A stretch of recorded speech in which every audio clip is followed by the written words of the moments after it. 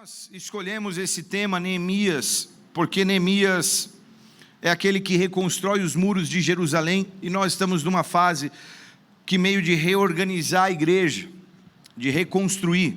Jerusalém já estava lá, já tinha um templo, já tinha gente morando, mas os muros estavam derrubados, e Neemias é essa pessoa que vai reconstruir. Cada dia foi falado sobre um assunto no decorrer do livro, foi maravilhoso. Então, para aqueles que não acompanharam, eu sempre sinto que é importante contextualizar, porque qualquer palavra aqui trazida fora de contexto é ruim. Se você ouvir um dia pregadores que não contextualizam a palavra no estilo da Bíblia, mas eles arrancam um pedaço para usá-la aleatoriamente, você precisa, no mínimo, compreender. E qual é o contexto de Neemias aqui? Você sabe muito bem, o povo chegou numa terra prometida e foi colocada ali pelo próprio Deus. Eles passam mais ou menos 700 anos morando naquela terra prometida, que é Canaã, que é Israel, Metade desse período, mais ou menos, eles passam sendo dirigidos por juízes, mas há uma grande parte que eles são dirigidos por reis. E Davi, como o exemplo de rei que fez algumas bobagens, mas era um exemplo de rei, Deus o escolheu para que através de Davi ele estabelecesse Jerusalém como a capital. Jerusalém, que muitas vezes é também chamada de Sião, porque a cidade de Jerusalém está estabelecida sobre uma espécie de monte, assim, que tem um nome de Monte Sião. E então, quando as pessoas falam Jerusalém ou Sião, praticamente eles estão usando a mesma referência para a cidade de Jerusalém, E Deus escolheu aquele lugar para de lá haver governo. Toda a capital de uma nação é onde se exerce o governo. Então, Brasília, por exemplo, meu irmão mora em Brasília, lá está o governo, é a capital do Brasil. Jerusalém era a capital, e dali haveria governo. E isso é importante você saber, porque de Jerusalém vem governo. Jerusalém significa a cidade da paz. A raiz da palavra Jerusalém, de Shalom, que também é paz, ela significa fundamentada em paz, ou morada de paz, alguma coisa assim, mas ela traz esse contexto de paz. Paz era o que eles deveriam viver em Jerusalém, porém, por todo o tempo em que Israel viveu ali como nação, como povo escolhido de Deus, eles tiveram breves momentos de paz, mas nunca viveram de fato em paz. Deus desenhou para que eles fossem governados por paz, mas eles não viveram paz. Por que eu estou dizendo isso? Porque eu vejo na vida de muitos cristãos um design, um desenho, um propósito de Deus para se viver em paz, mas o que menos se vê é paz, mesmo na vida de um cristão. Então agora, com a permissão de um rei de uma nação chamada Babilônia, esse rei chamado Nabucodonosor, com a permissão de Deus, a Babilônia vem e destrói Jerusalém. Você precisa saber isso. Quem que destruiu Jerusalém? Amém, beleza, guarda isso. Muitos nessa ocasião foram levados cativos como escravos para a Babilônia. Alguns eram escravos de alto nível, como Daniel, que era muito inteligente, muito versado, muito assim como alguns jovens, mas outros eram levados como escravos mesmo, tiveram seus olhos cegados e etc, e foram levados aos montes para lá. A palavra de Deus era de que por 70 anos eles ficariam na Babilônia, e lá durante esses 70 anos eles se multiplicaram em muitos. Passado esses 70 anos de cativeiro, tudo isso está relatado, por exemplo, no livro de Daniel, que foi um dos primeiros que foi levado cativo para a Babilônia, tá? Só se você quiser ter só uma ideia, mais ou menos no ano 605 a.C., a Babilônia invadiu Jerusalém pela primeira vez. Não destruiu nem nada, falou: vocês ficaram bonzinhos aí, vai dar tudo bom, me dá os ouros, me dá o tesouro, eu vou levar os melhores jovens comigo, se vocês ficarem direitinho. Só que os anos passaram, eles não ficaram direitinho. Então em 587, mais ou menos 18 anos depois, aí sim houve a destruição do templo, a destruição da cidade, a destruição das casas. A cidade ficou inteira em fogo, as pedras queimadas que não pararam, como é que o texto diz? Não sobrou uma pedra sobre outra pedra, a cidade foi arruinada e destruída, terra de chacais, e muitos então foram levados para a Babilônia por esses 70 anos. Tudo isso está relatado no livro de Daniel, que tem revelações e fala muito sobre o tempo dele na Babilônia, como servo do rei da Babilônia e coisas desse tipo. Até que 70 anos depois, a Pérsia conquista a Babilônia, e agora Ciro, o grande rei da Pérsia, depois de conquistar a Babilônia, incorporar a Babilônia, na própria Babilônia, ele dá uma carta de alforria, um edito, para que todo judeu que quisesse voltar para Jerusalém, pudesse voltar para Jerusalém. Se hoje você quisesse saber isso, não vou mostrar mapa, mas a Babilônia ficaria onde hoje é mais ou menos o Irã.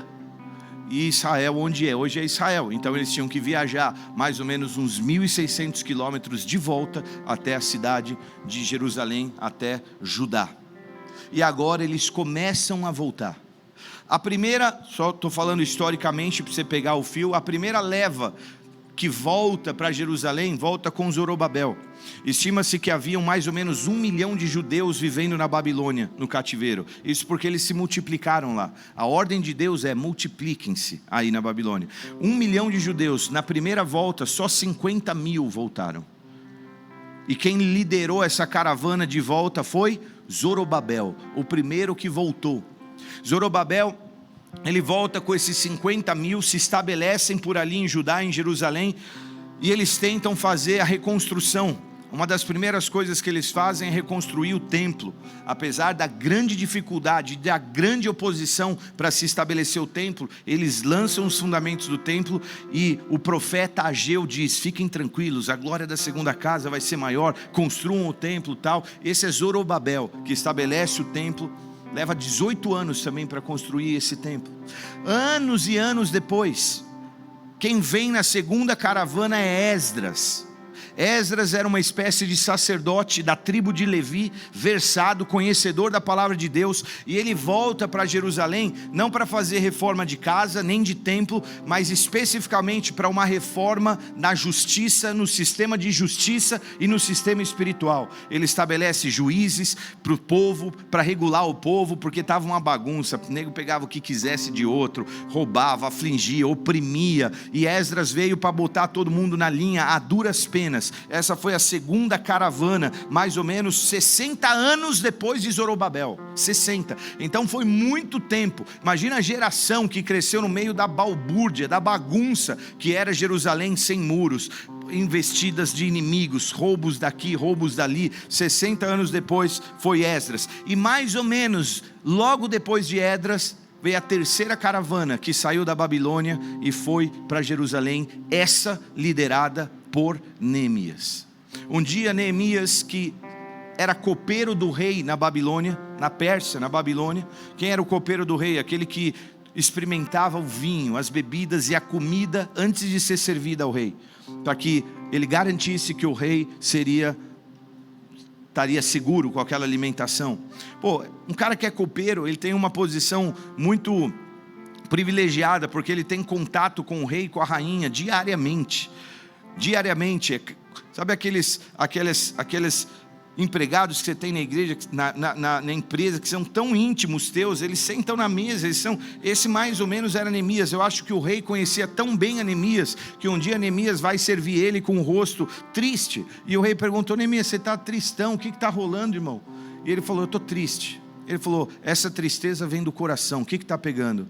E Neemias conta, ele fala: eu soube que veio alguns amigos meus de Jerusalém, eles vieram para cá, e eu perguntei como é que está lá em Jerusalém com os meus irmãos judeus em Jerusalém, e eles falaram que está péssimo, porque os muros da cidade estão destruídos, porque não há segurança, a vida lá é miserável, eles são escravos das nações vizinhas, eles vivem um tempo miserável, e eu estou muito triste. E o rei diz assim: você então pode voltar para ajudar os seus irmãos. Mais do que isso, o rei dá uma carta dizendo assim: vai com recurso, vai com madeira, vai com guardas, vai com seguranças, vai com animais, volta para Jerusalém e faz a obra que Deus está colocando no teu coração para ajudar o teu povo.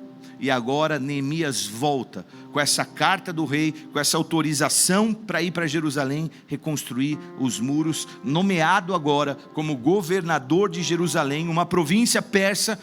E agora ele volta para reconstruir os muros com muita resistência. E a história do livro de Neemias é a história da reconstrução dos muros de Jerusalém. Amém? Por 21 dias, essa foi a história que nós lemos. E como eu disse hoje no culto pela manhã, se você fez esse jejum, eu espero muito em Jesus. Não vou nem te perguntar, mas eu espero muito que você tenha lido o livro de Neemias, pelo menos umas 3 vezes, porque é curtinho e é muito legal para você conhecer essa história linda de Neemias. Amém? Só que aqui entra uma questão muito interessante nesse livro, que eu quero que você entenda e perceba: Jerusalém e Babilônia. Isso para não dizer Jerusalém versus Babilônia. Eu quero que você entenda que a Babilônia, ela tinha uma cultura muito, mas muito desvirtuada da verdade. Era uma cultura muito ruim, muito promíscua, muito perversa, de muita luxúria, de muita promiscuidade. A Babilônia, ela era um sinônimo de luxúria, porque tudo que se vivia lá era corrida atrás de riquezas, era um reino de muita ostentação. Nabucodonosor, naquela visão que Daniel tem da estátua, né, que ele tem e que Daniel interpreta, a cabeça de ouro era a Babilônia, porque eles eram muito luxo. Você já deve ter ouvido falar que uma das maravilhas do mundo antigo eram os jardins suspensos da Babilônia. Tudo lá era muito lindo, era muita riqueza. Você imagina o que era uma estátua de 27 metros de ouro, feita com... Você pode imaginar quanto pesaria essa estátua e o quanto isso valeria em ouro hoje em dia. Tamanha era a riqueza. Era uma cultura de muita adoração idólatra. A adoração a outros deuses incluía orgias, sacrifícios, não só de animais, talvez de humanos. Era muito, tinha muita sujeira nessa cultura. Era uma cultura muito promíscua. Era um lugar de muita bagunça, na verdade. Por quê? Porque se você lembra a origem de Babilônia é Babel. E Babel significa mistura e confusão, que foi o que aconteceu quando Deus misturou as línguas na edificação da Torre de Babel séculos e séculos antes. Amém? Estamos juntos ou não? O que significa Babel? Confusão, mistura. Se você tiver uma Bíblia aí, não tem, Cauê? E clicar em Babel, você vai lá ver assim, ó, mistura de línguas, confusão. É o que é Babel. Agora Babel se tornou Babilônia, que é esse lugar ruim, essa cultura ruim. É isso que os judeus viviam lá. Durante todos os anos de exílio, eles eram obrigados a cultuar deuses estranhos. Eles eram obrigados a se prostrar diante de estátuas do rei, a aprender a cultura local, a língua local. Eles eram obrigados a se... Quando você lê Daniel, e Daniel fala que ele não quis se misturar, e ele não quis se contaminar com os manjares do rei, não é que ele não quis comer manjar de coco com ameixa em cima. Não, obrigado, não gosto de manjar. Ele não quis comer comida consagrada aos deuses locais. Eram comidas consagradas que fala, não, essa comida era comida que eles traziam um senso de que aquele tipo de comida consagrada te traria forças de alguma natureza sobrenatural. Obviamente de demônios. Então ele falava, não quero me contaminar. Era isso, porque todos os judeus na Babilônia, eles viviam essas condições. Era um lugar de pecado. Agora deixa eu te dizer a respeito da cultura pecaminosa desse mundo. Existe mais ou menos, se você, peraí que eu engasguei, olhar para a cultura desse mundo, o que nós vivemos, para onde o mundo está apontando, o que a sociedade vive, existe 2 óticas de você enxergar isso. A primeira ótica sobre o pecado no mundo é a ótica cristã. Qual é a ótica cristã? A ótica cristã é a seguinte: nós temos a natureza pecaminosa, e não tem nada que a gente faça por nós mesmos. O pecado habita em nós, e nós carecemos de um restaurador, de um redentor e de um Espírito Santo que nos dirija pelo caminho da verdade, porque o pecado reside em nós. Não dá para deixar todo mundo só fazendo o que quer. Como a Francis um dia pregou lindamente, ela falou assim: eu venho na igreja, não porque eu sou pastora, porque eu preciso, e porque se eu não vier e não estiver na presença de Deus, eu vou ser a mais miserável pessoa que existe. Ela fala que se ela não tivesse em Jesus, ela seria uma coisa, eu não vou nem falar de tão feio que é. Se eu não tivesse em Jesus, eu sei lá o que eu preciso do Espírito Santo para não me tornar uma pessoa horrorosa, porque eu sei que o pecado habita em mim. Certo? Por que a gente tem tanta certeza que o homem tem uma natureza ruim de nascença? Porque se não fosse assim, Jesus não teria que dizer que é necessário que a gente nasça de novo. Ora, se a gente tem que nascer de novo, é porque a nossa natureza é ruim. Essa é a ótica cristã. O pecado, a natureza pecaminosa vive em nós e nós não podemos viver pelas nossas próprias vontades. Só que existe a visão cristã, mas existe uma visão mundana, secular, progressista a respeito do pecado. E essa visão mundana, progressista, é de que os homens são o ser humano é essencialmente bom. É o ambiente que corrompe o homem, mas ele nasce bom e ele é bom. E já que ele é bom por essência, deixe que ele decida o que é melhor para ele, e ele viva de acordo com aquilo que ele sente que é bom. Deixe ele ser livre. Deixe o homem, deixe o ser humano fazer aquilo que ele deseja, fazer aquilo que ele pensa que é bom, e aí o mundo vai ficar melhor. É isso que a gente vê? Eu acho que não, mas é o que se pensa. E se o homem é bom e ele pode fazer o mundo melhor baseado na essência boa dele, então, por favor, menos regras, menos lideranças, menos autoridade, menos religião, menos conservadorismo, menos família, menos não existe, menos controle. Vamos ser livres, vamos fazer o que a gente quiser. Essa é a mentalidade progressista. Faça e viva o que você quiser, seja livre, porque já que você é bom, então o mundo vai ficar melhor. Então vamos fazer assim, menos família, menos princípios bíblicos. Não precisamos disso tudo, o homem já é bom, o que é uma mentira. Porque a própria ciência, através da física, diz que qualquer coisa deixada por si só, pelo princípio da entropia, ela piora, ela decai, ela entra em desordem. Assim é o ser humano e assim é a realidade espiritual. Se você ficar deixado por si só, você decai. Certo? Estamos juntos ou não? Então Deus vem e fala: não é assim. Não dá para viver só o que você quer viver de acordo com a cultura do mundo. Igual o mundo fala: quer saber? Deixa rolar. Vamos seguir o curso natural dos acontecimentos. Não é assim. Porque a visão que nós cristãos temos de muitos aspectos da vida é muito diferente. O jeito com que nós, através da palavra de Deus, enxergamos a família, o sexo, o gênero, os relacionamentos, a administração financeira, o cuidado com o corpo, a vida, é muito diferente de como o mundo enxerga, porque a gente enxerga através da ótica da Bíblia. Amém? Se você olhar, por exemplo, no Brasil, quem tem, vou fazer uma pergunta, você levanta a mão se você quiser, tá bom, Mirandinha? Quem tem mais de 60 aí? Beleza, poucas pessoas. João,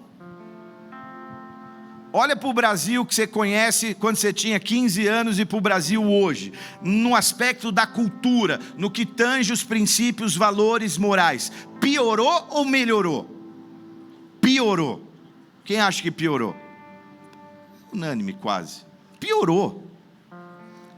Eu tenho falado, é só você fazer pesquisas de internet, você vai ver coisas que são absurdas da gente lidar hoje, que se a gente olhasse 15, 20 anos atrás, a gente nem sonhava o que era ser gênero fluido. Ou o que é ser queer. Seja lá, sabe lá o que quer que seja. Queer. É ser livre. Você pode ser o que você quiser. Se você quiser sair achando que você é um tatu, você sabe. Se você quiser que essa metade seja homem, essa mulher, esse quarto seja médio, você vai do jeito que você quiser. Se quiser pôr uma trança, sair de saia com um bigode desse tamanho, você sai. Você é queer, você sabe o que você quiser. Você fala assim, cara, sério que nós vamos viver isso daqui? Que existe não binário, que existe trocentos gêneros, coisas assim, e eu não estou falando disso. Tudo na internet me soa, quer dizer, perdão, vou recolher, tiro tudo. Muitas coisas na internet soam para mim como bizarrice, porque as pessoas fazem de tudo hoje para aparecer um pouquinho, para virar trend e viralizar.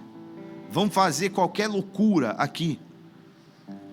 Hoje piorou porque os negócios e o modelo de economia baseado em puro consumo faz com que a gente compre e consuma para ostentar numa forma de competição, de performance. É uma loucura os inputs que a gente recebe hoje de tudo quanto é lado e que fizeram com que o mundo hoje, nesse aspecto do pecado moral, virasse isso. Pior, não é só no mundo, mas o pior é você ver filhos e filhas de Deus que permitem que parte dessa cultura seja absorvida. E agora, não é só no mundo que você vê ausência de paz, até no meio da igreja. Você vê pessoas muito inquietas, colocando seus casamentos na lata do lixo, vivendo debaixo de espíritos muito, muito fortes, com diagnósticos terríveis, de ansiedade, desencorajados, porque a proposta de Deus sempre foi paz e alegria. Eu nunca vi tanta gente hoje se sentindo desconfortável com as suas próprias vidas, mesmo cristão, achando que se você mudar de país, você tem uma solução para a tua vida e para as inquietações da tua alma. E eu canso de dizer, na voz do sábio profeta Tiririca, tentei fugir de mim mesmo, mas para onde eu ia, eu estava lá. E agora você se arrasta para Lisboa, ou para qualquer lugar. Se você não estiver em paz com você mesmo, em Lisboa vai ser tão ruim quanto outro lugar que você estava. Mas as pessoas estão assim. Por que eu estou falando tudo isso?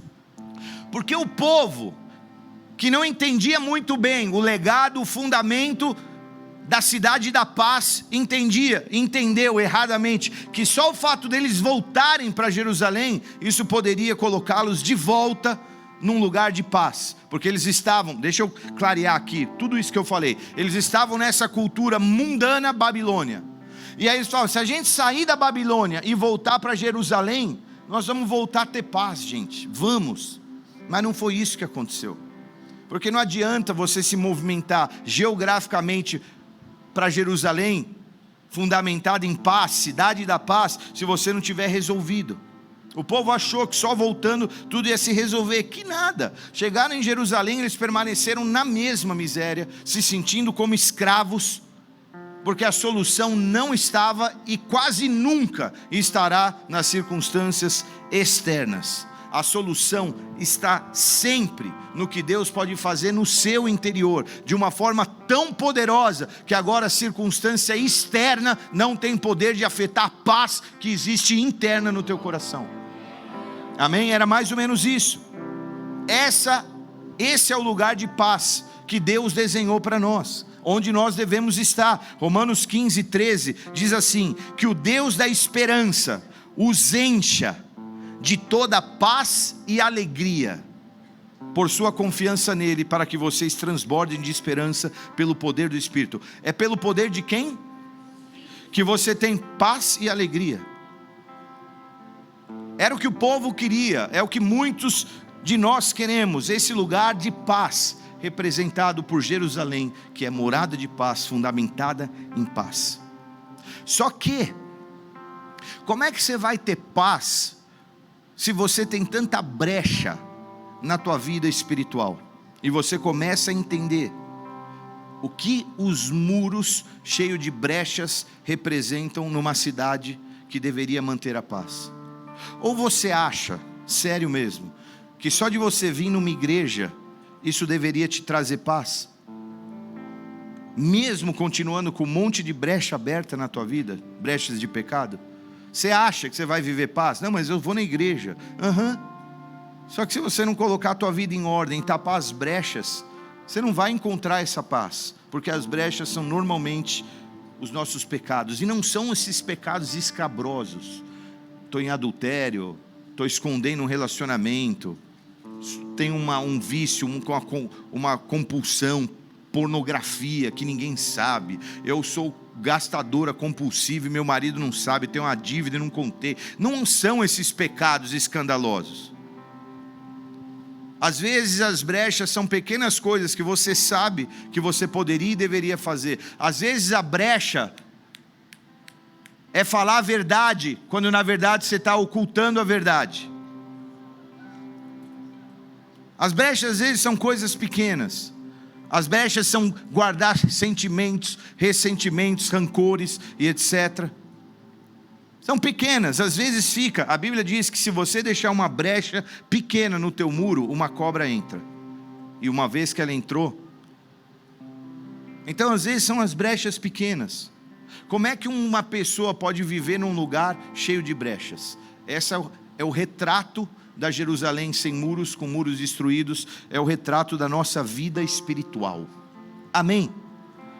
E é por isso que Neemias começa a construir. A Bíblia diz que ele cerca Jerusalém, ele sonda, sai de noite, ele e o animalzinho dele, ele olha e fala, uma brecha aqui, muito bem. Daqui a pouco ele anda e fala, mais uma brecha aqui, muito bem. Aqui meio muro, está mais ou menos, mas dá para melhorar, muito bem. Esse é o Espírito Santo na tua vida. Muitas vezes através do líder.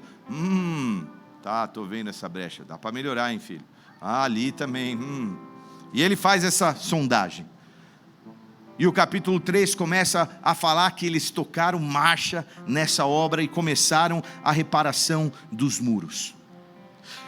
O verso fala de cada família e o que cada família fez e a reparação dos muros em cada trecho. Moacir, você e a Bruna vão pegar daquela cadeira até essa, com vocês. Repara esse trecho. Chico, dali até ali você e Agir. Pega a tua família e faz. Pega aqui, vamos fazendo. Agora você pega, fala, Fabião, você vai cuidar da porta XYZ, tal. Você cuida de outra. E aí ele distribuiu todo o trabalho. Tem muito conceito e princípio de administração nesse capítulo, nesses versos, né, Rodrigão? Muito lindo. E ele tinha que agora construir muros e portas.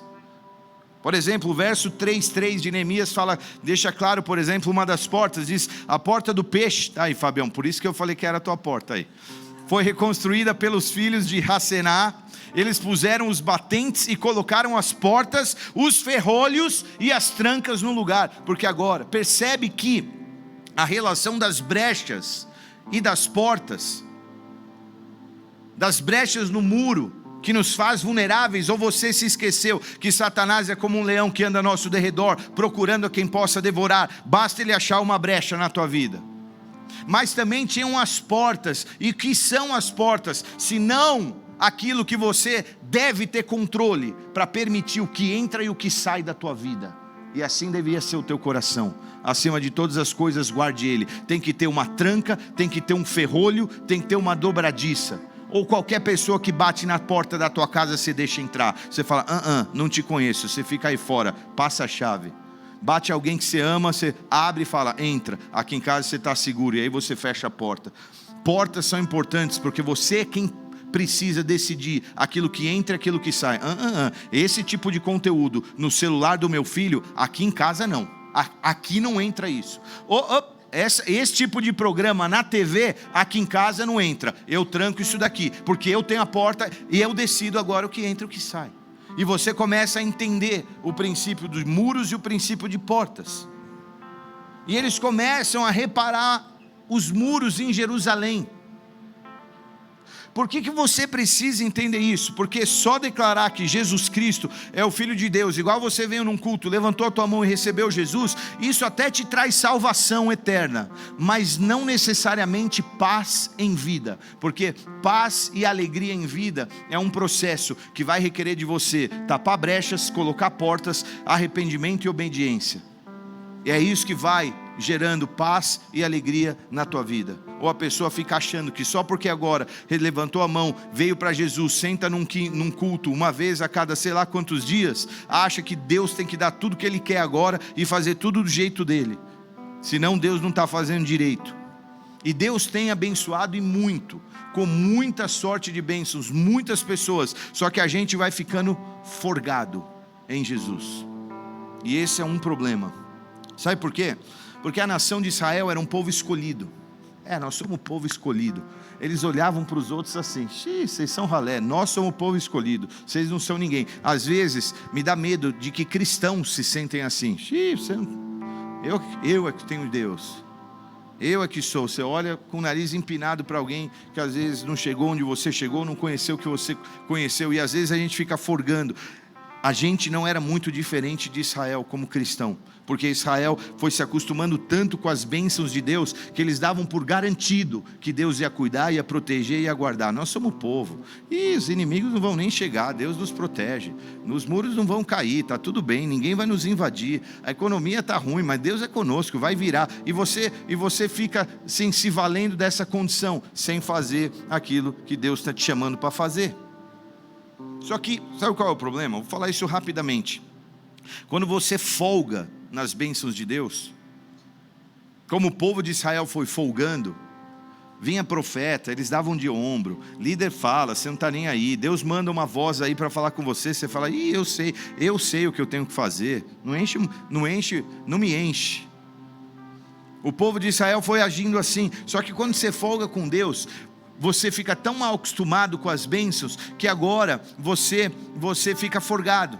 Isso vai fazendo você se tornar uma pessoa mais fria, menos esforçada, mais morna.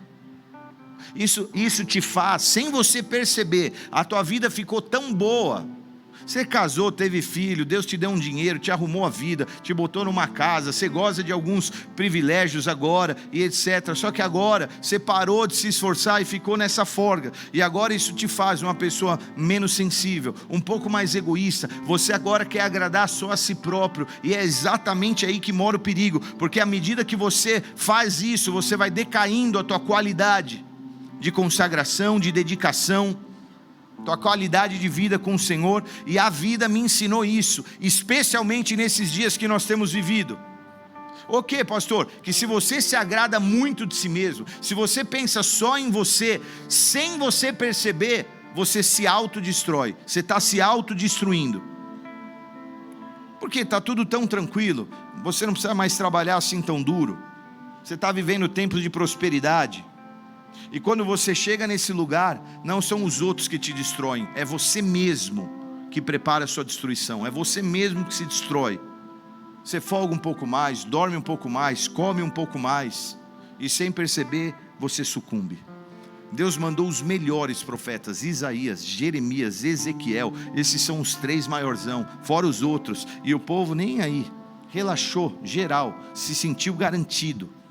E os profetas iam dizendo assim: pessoal, isso tem que acabar, vocês estão folgados, as bênçãos de Deus não vão durar para sempre, se vocês continuarem relaxados, desobedientes, sem dedicação. A cultura de vocês já não é uma cultura consagrada e separada, parece mais a que vocês trouxeram da Babilônia do que a que Deus colocou e estabeleceu para vocês terem em Jerusalém. Não é assim. É melhor vocês mudarem e eventualmente a paciência de Deus acaba. No caso de Israel com os babilônios, no nosso caso ele usa outros recursos. Tudo isso para você entender que se você não cuidar, é isso que acontece. Daniel, ele deixa registrado no livro dele que ele não se mistura com a Babilônia, só para dizer assim: para você estar numa cultura imunda, mas mesmo assim guardar o teu coração. E eu sou prova viva disso. É por isso que ele escreve lá: não me contaminei. Eu passo uma vida inteira, íntegra, reta, sem se contaminar com a cultura local. Ele estava na Babilônia, mas a Babilônia não estava dentro dele. Você pode estar em Jerusalém, mas se a paz de Jerusalém não estiver em você, não adianta nada. Você começa a perceber que o lance é aqui, ó. Estamos juntos, não? Agora, por que estou falando tudo isso? Deixa eu te falar uma parada aqui, para você compreender com a tua mente de Deus agora, espiritual, amém? Vou falar coisas espirituais agora. Olha só, Jerusalém é destruída por quem? Quem? Babilônia. A Babilônia, ao mesmo tempo que ela é uma nação antiga, ela é um espírito demoníaco. Não ficou legal? Vou repetir. Ao mesmo tempo que a Babilônia é uma nação da antiguidade, ela é também um espírito demoníaco. A Babilônia. Cai a Babilônia, cai a Babilônia. Era isso que a gente cantava.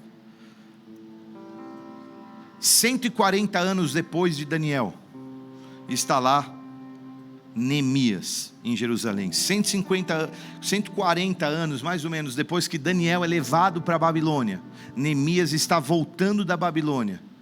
Deus toca o coração dele para ele reconstruir esses muros. Por quê?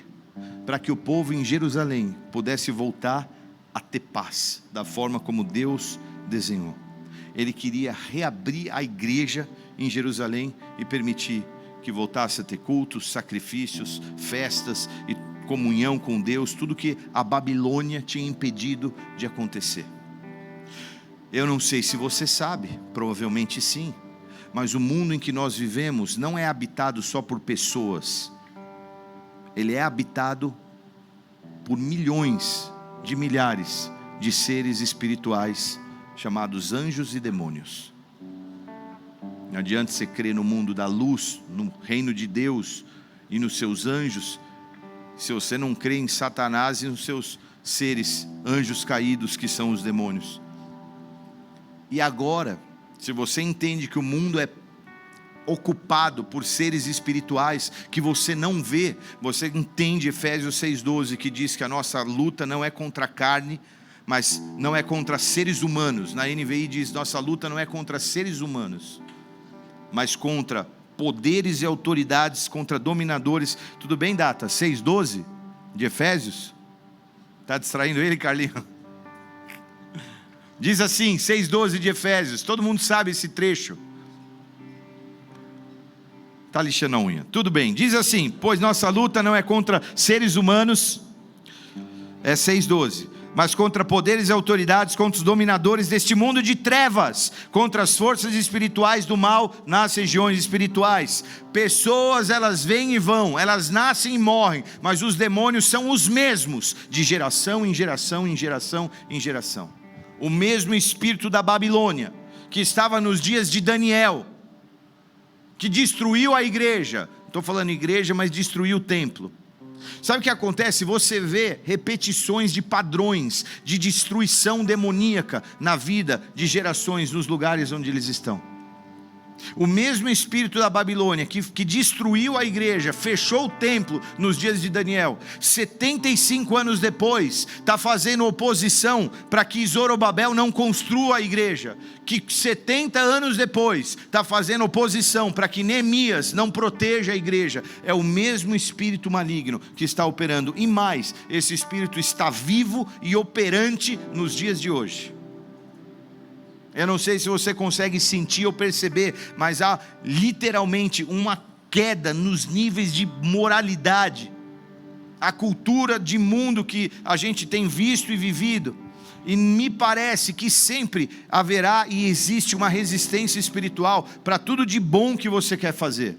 É que nem quando você faz crossfit, Marcelo, você anda arrastando aquele peso com uma corda. Você quer andar livremente, mas tem uma resistência. É que nem andar na água, dentro da piscina. Você não consegue andar na mesma liberdade, na mesma velocidade, porque parece que existe sempre uma resistência espiritual tentando parar a igreja ou tentando impedir que a igreja se mova. Essa resistência, ela é tão sinistra no mundo espiritual, que eu não sei você, mas muitas vezes você se pega com pensamentos tão horrorosos, bizarros, sujos, que daria vergonha só de compartilhar. Se um dia a gente pegasse os teus pensamentos e jogasse numa tela em 4K, como seria vergonhoso. E você fala, cara, como é que eu vivo com essas... E mais, não é só esses pensamentos de pecaminosos, sujos, mas são pensamentos de, cara, por que eu estou aqui? Será que vale a pena ficar indo contra essa resistência? Será que eu preciso ficar lutando? Será que vale a pena? Por que eu tenho que viver dessa forma? É tanto trabalho, é tão difícil. São esses bombardeios. O espírito que quer trazer sempre desordem e confusão, todas as vezes que você tentar fazer alguma coisa boa.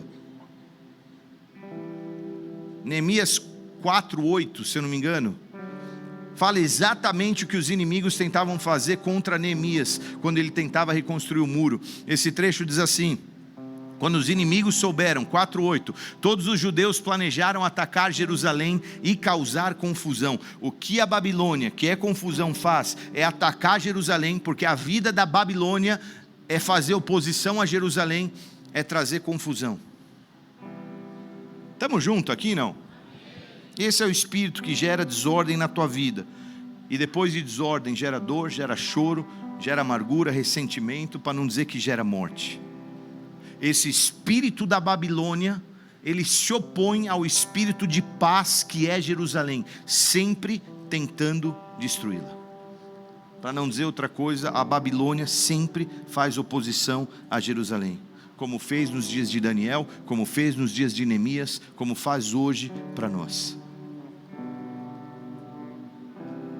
Posso te falar uma parada aqui?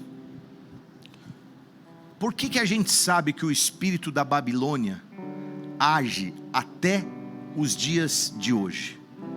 Porque a Bíblia diz que ele está agindo. Quando João tem uma visão no livro de Apocalipse, Apocalipse capítulo 17, olha o que ele diz. Ele traz a figura da Babilônia. Se você quiser colocar a Babilônia numa figura, ela é uma prostituta montando a besta, que é um animal de aberração.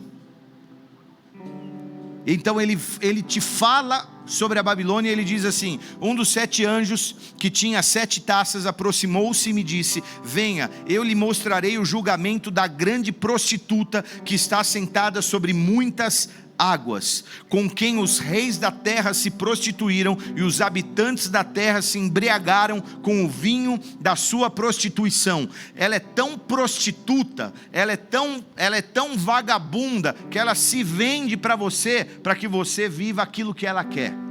Esse é o espírito do mundo e da Babilônia. Por que eu sei que é isso? Porque olha o que ele fala no verso 5. Ele fala assim: em sua testa, na testa dessa prostituta, estava escrito assim, 2 pontos: mistério, Babilônia, a grande, mãe das prostitutas e das práticas repugnantes da terra. Esse é o espírito que tem governado o mundo nesses dias, e governa desde aqueles dias, e ele está vivo e operando, e até o dia em que Jesus não voltar e vencê-la de uma vez por todas, esse espírito continuará agindo e fazendo oposição a Jerusalém de Cristo. Estamos juntos ou não?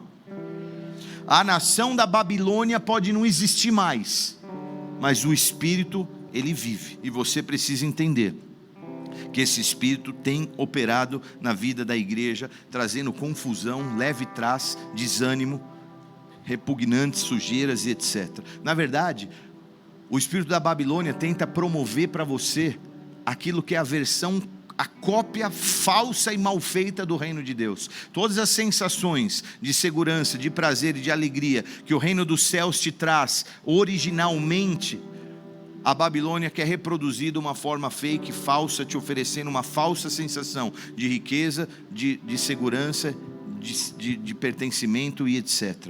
Só que nos dias de hoje ela afinou e ela aprimorou as práticas, e agora esse espírito da Babilônia, meu irmão, ela está em todos os lugares que você pensa e imagina.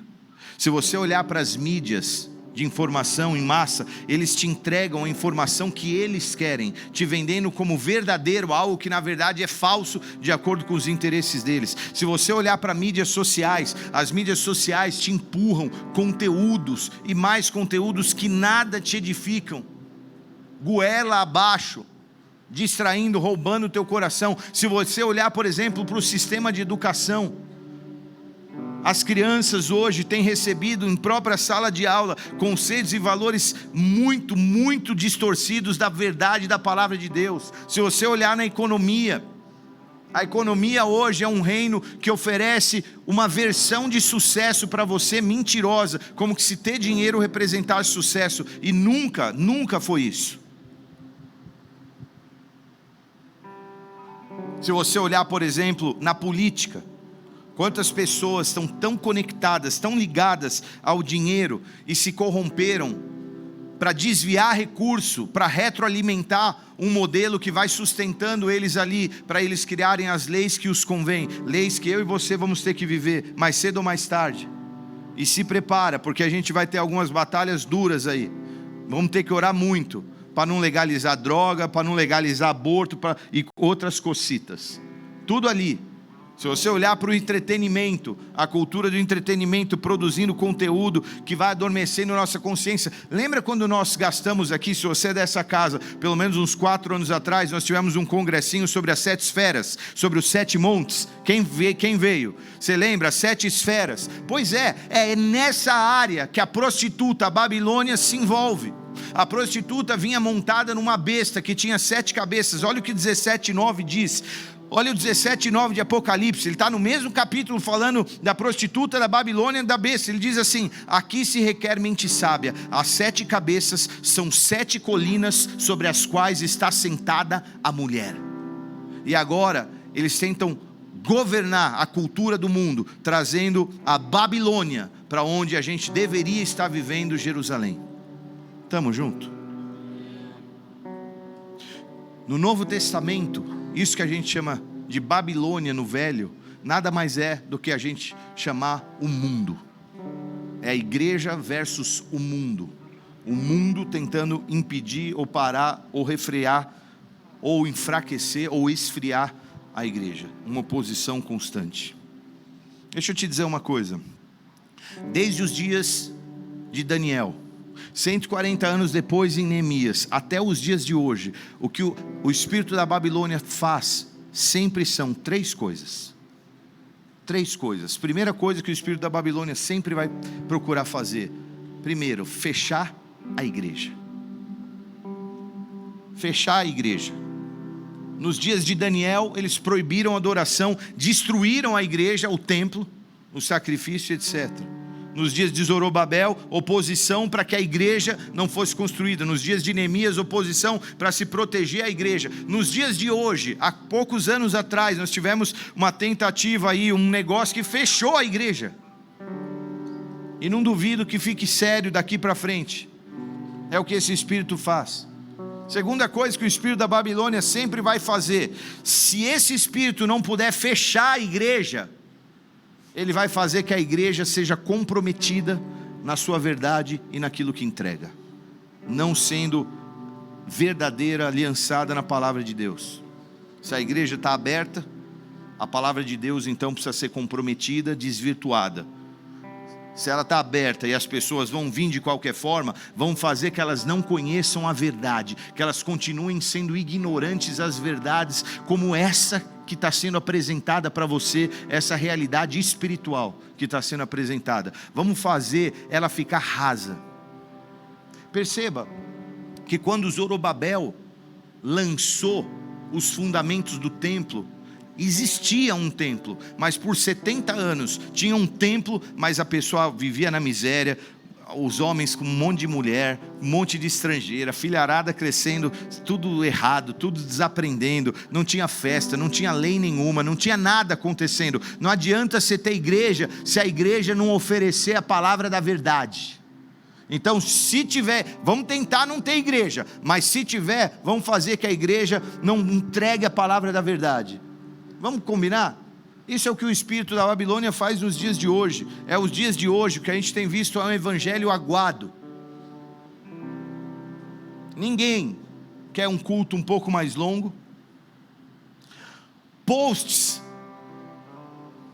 de 2, 3 parágrafos substituem a tua leitura da Bíblia. Leitura raiz, Moacir, abre, mexe, puxa, pincel amarelo, puxa um tracinho, escreve de bique, estudo. Post resolveu tua vida.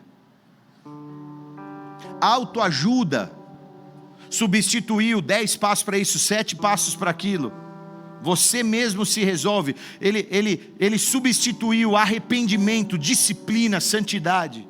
Não tem mais. Super graça substituiu arrependimento. Venha, faz o que você quer. Ser queer, você quer fazer sexo com tatu? Faz. Você é bem-vindo, Deus te ama, só vim. Super graça. Worship, ainda que eu ame, engoliu músicas de avanço e de guerra, não tem mais. Rios de 45 segundos te trazem verdade, substituíram cultos. Não, vi um rios de 45 segundos, estou alimentado. E a gente vai fazendo o quê? Aguando. Aí o evangelho não é entregue. Se não pode fechar a igreja, vamos aguar a palavra e não mostrar realidades espirituais, permitindo a cultura da Babilônia dentro da igreja. Terceira coisa que o espírito da Babilônia tenta fazer: cortar a conexão com a próxima geração. Porque muitos de nós que estamos aqui com a idade madura, nós amamos o Senhor. Mas eu preciso te dizer, papais e mamães, se você não viver as coisas de Deus de forma séria, eu estou falando de forma séria, na tua vida dentro de casa, de forma que os teus filhos e as crianças observem o amor que você carrega pelo Senhor. Se não houver isso, quando você morrer, você leva consigo para o túmulo esse amor, e as tuas crianças sobraram com nada. E os nossos filhos e adolescentes, meu irmão, vamos ser sinceros, nenhum de nós na nossa infância viveu a nuvem escura e opressa e densa que hoje eles vivem, com todo tipo de porcaria. E se você não ficar ligeiro com as companhias que os teus filhos andam, com o conteúdo da qual eles se alimentam, com os acessos que ele tem, com as faltas de correções que eles precisam receber, com a falta de exemplo que você talvez não consiga dar e testemunho, é muito provável que a gente crie uma geração que vai se desconectar da nossa, e não vai viver e não vai carregar, que é o que o espírito da Babilônia faz. E eu vou ser muito sincero, hoje ele tem entrado em muitos lares através daquilo que os teus filhos estão consumindo, em vídeos do YouTube, em sites, e você sequer está percebendo. A nossa geração é a geração como nenhuma outra foi atacada, desvirtuando seu entendimento sobre sexualidade e sobre gênero. Estou errado não? Posso te falar o que aconteceu nos dias de Daniel? Muito provavelmente Daniel tenha sido castrado e mutilado na sua genitália, para poder servir dentro do palácio, próximo ao rei e à rainha, porque é isso que acontecia. Não dá para afirmar que isso aconteceu com Neemias, mas para ele ser copeiro e estar tão próximo do rei e da rainha, é muito provável, e muitos estudiosos concordam com isso, que ele também tenha sido castrado e mutilado na sua genitália. Alguma coisa semelhante com hoje? Desvirtuando uma geração e desconectando uma geração. Soa familiar ou será que só sou eu? Vamos dificultar A Bíblia, ela é muito viva, porque talvez você esteja pensando assim, mas pastor, essa história da Babilônia é muito velha. A Bíblia não conta o que aconteceu, ela conta o que está acontecendo, porque essa é uma realidade espiritual. Ela não é velha, ela não fala uma história que aconteceu, ela está falando do que acontece, e a gente precisa entender, há muito mais coisa por trás disso tudo. Deixa eu alinhar aqui, Jerusalém, para voltar para Neemias e a gente finalizar. Jerusalém é a cidade santa, chamada cidade do Senhor. Babilônia é chamada como a cidade dos homens. Jesus disse: a minha igreja estará estabelecida sobre essa rocha, que era Ele mesmo, e as portas do inferno não prevalecerão contra a igreja. Há uma chance da gente continuar avançando, amém? Há uma solução, diga ufa. Enquanto o espírito da Babilônia age, a única forma de permanecer é se você continuar cheio do Espírito Santo, fechando as tuas brechas, reparando as suas portas. E à medida que você avançou nesse jejum e foi fechando as tuas brechas, entendeu os propósitos dos muros. Quando Neemias termina, ele sofreu oposição, teve muita história interessante, ele lutou, ele guerreou, ele foi abalado nas emoções, mas permaneceu firme e tal. Quando eles terminam de construir os muros, quando eles finalizam a obra dos muros, com as portas e os muros feitos, Deus então se dirige a Neemias e a Esdras, para que eles fizessem algo, para que eles consagrassem Jerusalém e dedicassem Jerusalém ao Senhor. Perceba que agora eles estão ali. A Bíblia diz que era necessário fazer essa consagração. O que é uma consagração? Consagração, você já ouviu eu pregar sobre isso, já devia saber, mas se não sabe eu vou te falar novamente. Consagrar, consagrado, é a mesma coisa que santo. A palavra consagração é a palavra kadosh, que é a palavra santo, que é a palavra consagrado. Lembra quando nós falamos sobre o tabernáculo aqui? Lembra? Quem estava? Tabernáculo, você passa pelo átrio, aí você entrava pelo véu e entrava naquilo que era o santo lugar. Altar do incenso, mesa dos pães, candelabro. Você estava nesse primeiro lugar, o santo lugar. Como ele era chamado? Kadosh. Quem é velho de evangelho aí, lembra da banda Kadosh? Olha quanto velho. Kadosh, santo.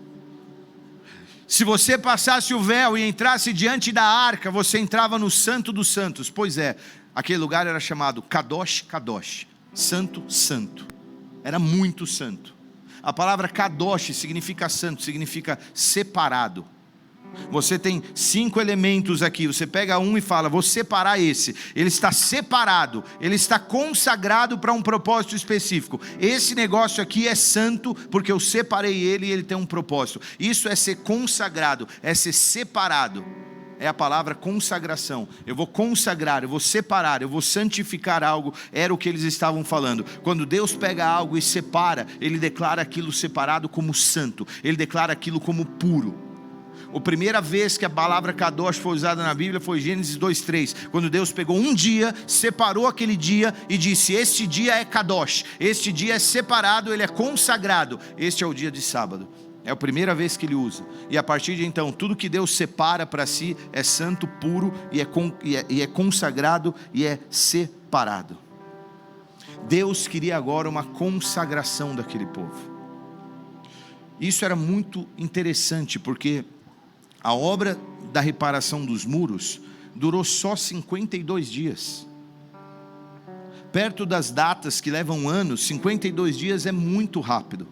Nós estamos agora com um povo que estava acostumado à desordem, acostumado à bagunça, acostumado aos princípios da Babilônia, acostumado a muitas gerações vivendo ali, tanto na Jerusalém bagunçada quanto na Babilônia. E agora Deus vem e pede uma consagração. E por que eu estou dizendo isso, queridos? Porque Ele queria que eles se separassem do espírito da Babilônia. E o motivo de eu dizer isso é porque eu sei que muitos aqui caminharam muitos anos sob a influência desse espírito da Babilônia. você não tem culpa. Provavelmente os seus pais não tinham clareza e entendimento de princípios bíblicos, de verdades espirituais que foram passadas, e você pagou um preço duro e sofreu por isso. Você foi parar onde você não queria parar, porque você não tinha uma direção. Os hábitos familiares que você cresceu vendo não eram os melhores. Talvez teu pai e tua mãe não tenham culpa, porque eles não receberam isso, e você não pode dar aquilo que você não recebeu, e eles não receberam, e agora a sua vida foi difícil, mas você tem conhecido essa palavra da verdade nesses dias, e Deus tem te dito assim: então chegou a hora, já que você entendeu que as suas brechas espirituais vão ser tapadas, vamos viver essa consagração. E agora Neemias e Esdras, eles começam a viver esse processo, ensinando o povo. Capítulo 9 diz que eles sobem num palanque, feito especialmente para aquela ocasião, talvez um palanque como esse, a meio metro, 1 metro do chão. Sobem ali Neemias e Esdras. Esdras era levita, sacerdote, e Neemias era o governador. Duas coisas que caminham junto: governo e sacerdócio. Por que eu estou dizendo isso?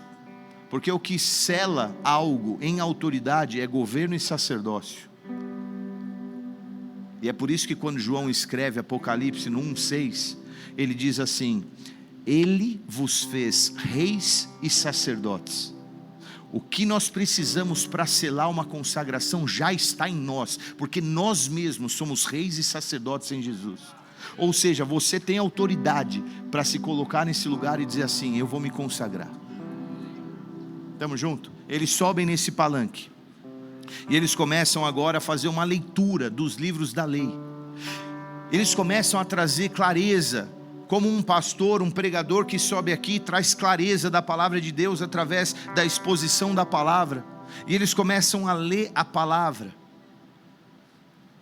A galera levanta as mãos, e depois o texto diz que eles ficam com o rosto prostrado ao solo, só pelo fato da leitura da palavra. E eu amo isso, porque o espírito da Babilônia por mais de 1000 anos proibiu que a humanidade tivesse acesso à Bíblia. Do ano 400 até o ano 1500 mais ou menos, era proibido se ter a Bíblia, porque o que o espírito da Babilônia faz é te impedir de conhecer a revelação da palavra.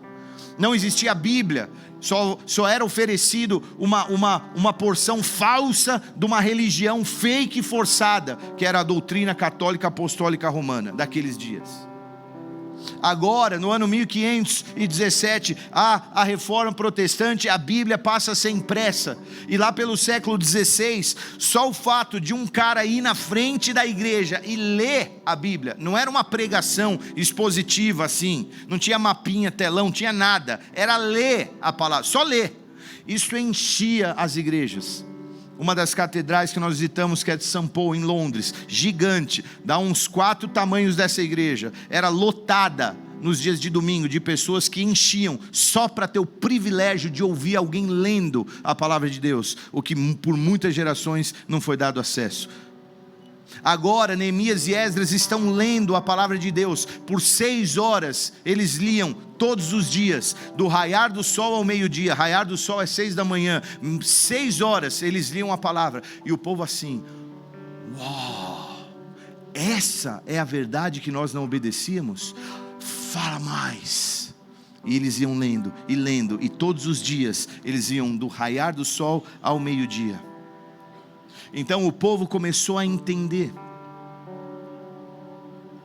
e eles começaram a chorar, porque eles começaram a entender uma realidade que eles não viviam, que era a vontade de Deus para eles, mas que eles não conheciam.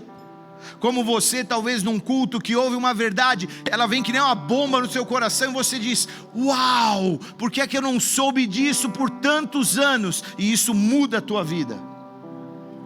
O texto diz em Neemias 8:9, então Neemias, o governador, e Esdras, o sacerdote e escriba, e os levitas que estavam instruindo o povo, disseram a todos: este dia é consagrado ao Senhor o nosso Deus, nada de tristeza. Eles choravam por arrependimento, por entender a palavra, mas eles disseram: nada de tristeza e de choro, pois todo o povo estava chorando enquanto ouvia as palavras da lei.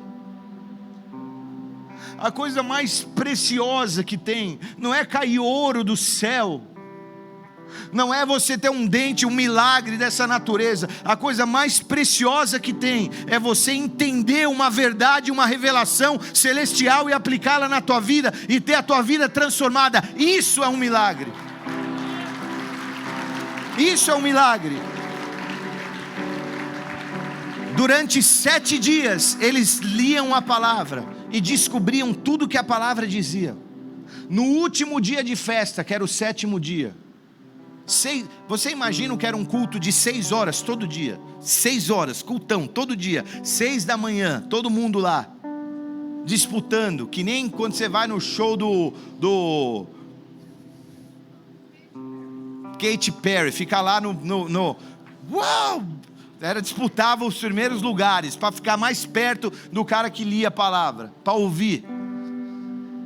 No 7º dia, eles se achegam, fazem mais um culto de 6 horas, 3 horas lendo a palavra, 3 horas se arrependendo.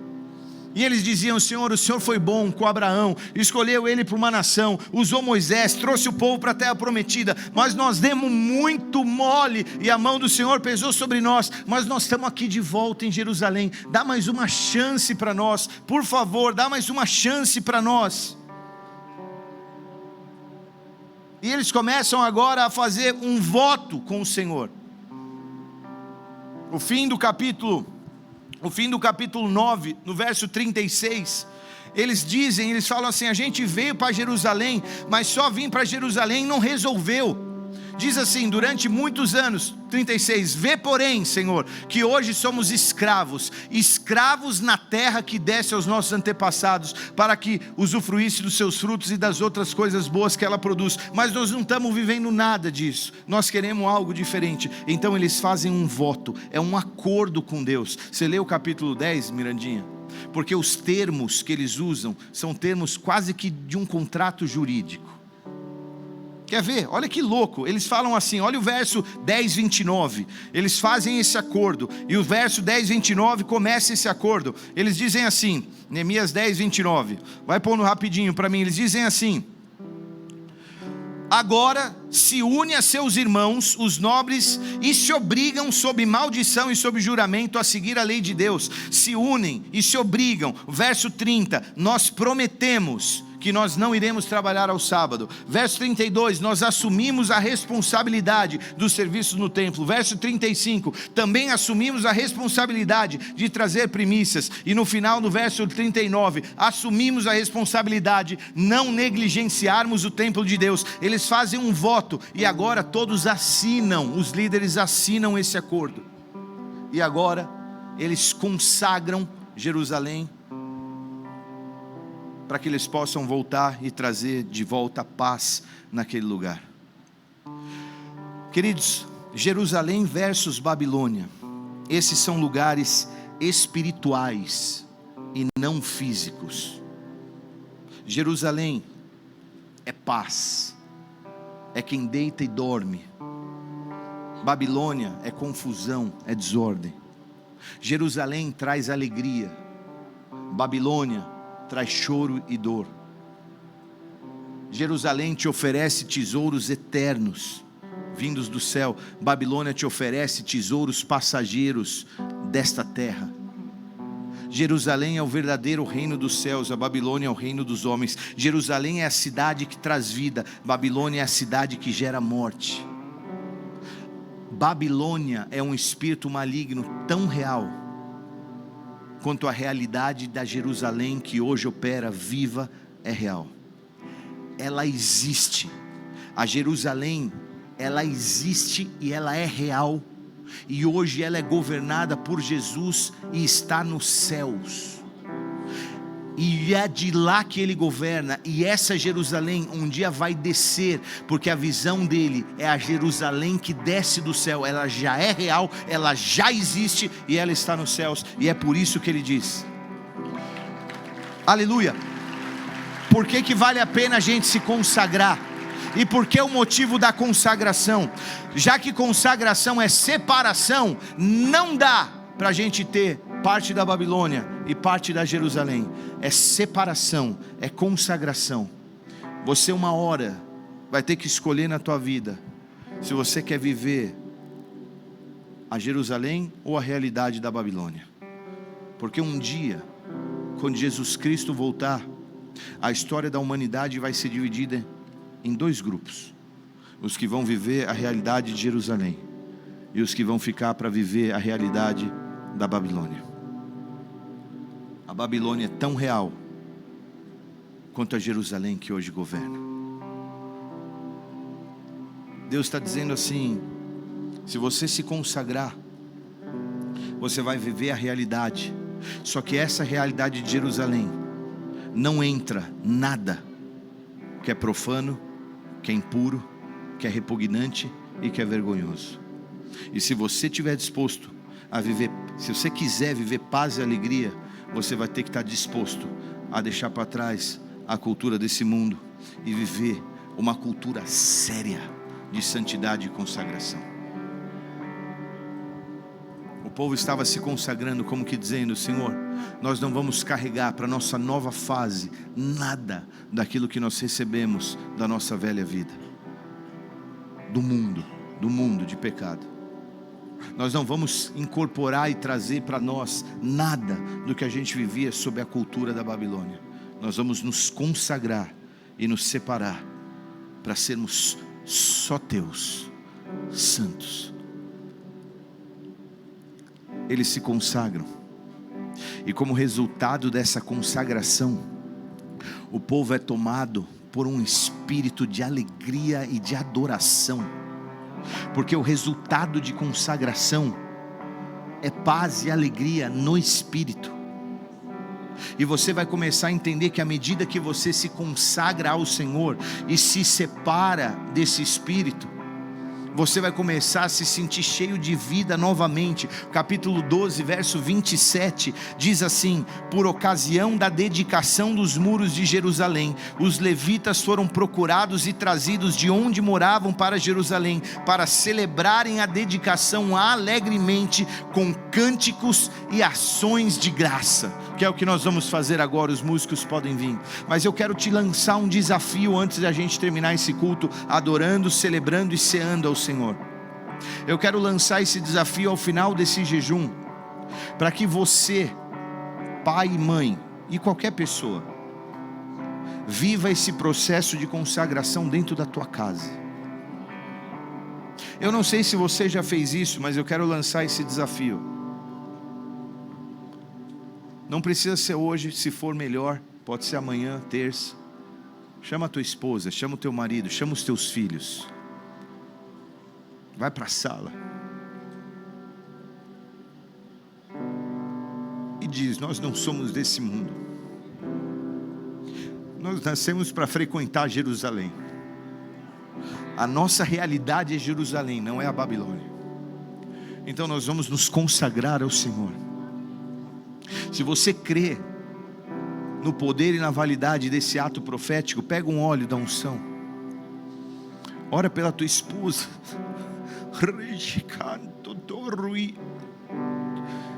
faz para tua esposa orar por você, ora pelos teus filhos, vai no quarto dos teus filhos, unge a caminha dele, libera palavras de consagração, de separação, urge sobre o seu leito, ora no teu quarto, consagra a tua casa, fala: Senhor, tudo que eu tenho, tudo que eu sou é teu. Eu não me misturo com o que é profano. Eu vou saber fazer separação do puro com o impuro, do santo com o profano, porque o meu lugar é Jerusalém. E eu vou te dizer mais: a única coisa que faz com que no capítulo 21 João possa ver a nova Jerusalém descendo do céu, é porque no capítulo 18 ele viu a Babilônia caindo. De forma que, se você quiser de alguma forma viver isso, a Jerusalém, você tem que derrubar isso que é a Babilônia, porque os dois não se misturam. Os dois não se misturam. Nela jamais entrará algo impuro, nem ninguém que pratique o que é vergonhoso ou enganoso. E você ora com a tua família, e você declara do jeito que você consegue, do teu jeitinho, mesmo esquisito, mesmo sem ter aquela clareza das palavras, mas você entendeu esse culto, e você vai consagrar a tua casa e a tua família ao Senhor. Você assume esse compromisso? Feche teus olhos. Pai, nós declaramos aqui a consagração das nossas vidas, entendendo a importância da restauração dos nossos muros e portas, para que a gente então possa ser consagrado a Ti. Nós queremos viver paz e alegria no poder do Espírito. Nós vamos voltar para as nossas casas depois desse culto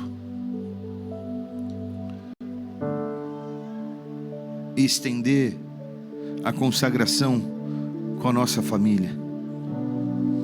Se você é jovem, adolescente, convida os teus pais. Se eles não tiverem entendimento, faça você mesmo isso, não tem problema. Se você não está com o teu marido e esposa por perto nos próximos dias, faz você mesmo, mas faça, porque nós nos consagramos a Ti, Senhor, para vivermos o Teu design de paz, o Teu propósito de paz. Eu quero fazer também uma oração antes da gente seguir para a ceia, por aqueles que nos visitam. Eu não sei como você veio, quem te trouxe, quem te estendeu esse convite.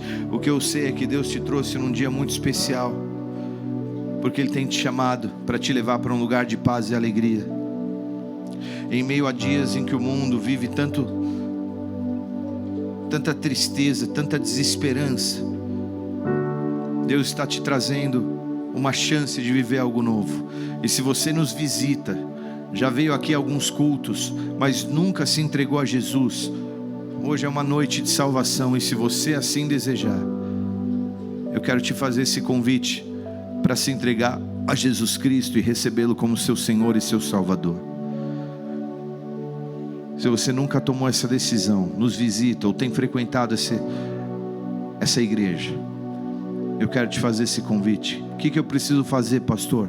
Se você puder, no lugar onde você está, levante a sua mão bem alto. Enquanto estamos de olhos fechados, cabeças baixas, a tua mão levantada é um sinal de que você deseja receber a Jesus Cristo como seu Senhor e como seu Salvador. Levanta a tua mão no teu lugar. Não importa quem está à frente, atrás, de um lado ou do outro. Importa que você ouviu a mensagem, a palavra do Senhor, e ela falou ao teu coração, e você deseja seguir com Ele. Jesus Cristo é o Filho de Deus que morreu na cruz para que nós tivéssemos perdão dos nossos pecados. E se você o receber, o seu nome vai ser escrito no livro da vida do Cordeiro, e a salvação eterna estará à tua frente, e a tua paz e a tua alegria estarão à tua disposição. Levanta a tua mão bem alto. O dia 21 de julho é um dia que pode marcar a tua vida, e você nunca mais vai esquecer o dia em que você recebeu a Jesus como seu Senhor e Salvador. Levanta a tua mão bem alto. Eu quero fazer uma oração por você. Eu já estive onde você está. Eu já levantei a minha mão, e um dia eu recebi dessa presença, e foi a coisa mais preciosa que eu já vivi. Não importa a tua idade, não importa se você é casado ou solteiro, solteira, não importa por quanto tempo você viveu, onde você pisou, por que lugares você andou, o sangue de Jesus te perdoa de todo pecado. Tudo que você precisa é recebê-lo e confessá-lo. A tua mão levantada é uma espécie de confissão de que você o recebe como Senhor e Salvador. Pai, olha para os teus filhos e filhas com as suas mãos levantadas. Pai, eles levantam as suas mãos declarando que te recebem como Senhor e Salvador. E eu te peço agora, lava-os com o teu sangue e perdoa os seus pecados, Pai.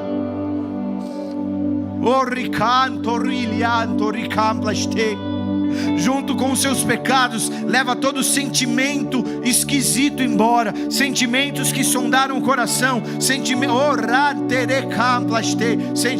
de morte. Leva embora tudo isso, invade-os com a tua presença. Eu te peço, Pai, invade-os com a tua presença. Que nesta noite eles saiam daqui diferentes, cheios de algo que eles talvez há muito tempo não vivem. Eles estarão próximos de ti porque se entregaram a ti.